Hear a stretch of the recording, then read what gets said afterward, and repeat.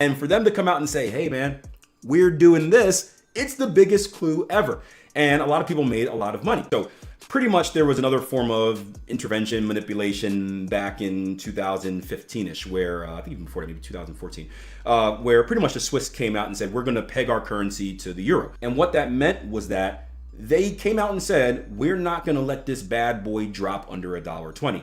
And if you see the price chart in front of you, if you're imagining this price chart, imagine there literally being like a floor, right? A floor, and each time price hit $1.20, it would bounce off. Now, being very, very, very public with this information, this stuff happens all the time, but we don't usually hear this as retail traders. So being very, very, very public with this information gave traders kind of a big clue. They said, wait a minute, if $1.20 has the backing of, the Swiss National Bank, and they're not gonna let it fall underneath there, each time we get to $1.20, I'm just going to buy because smart money is obviously on my side, right? The whole thing in trading is trying to understand where smart money is at, what smart money is doing, what direction they're pushing the market in.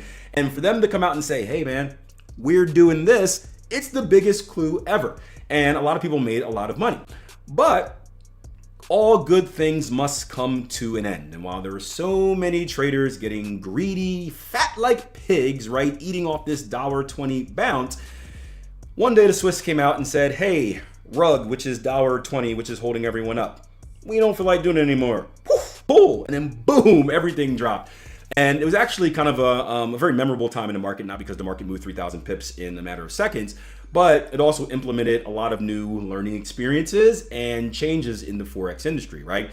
People learn that you can go into the negative, that, hey, if you have money in an account and it goes below, you can actually get to the point where you owe money to your broker. There are all type of leverage rules that were created because of that. There was a weird GoFundMe that someone created because they lost all their money and it somehow wasn't their fault, even though these are the risks that we take as traders. It was a whole weird time, but a very memorable moment for me.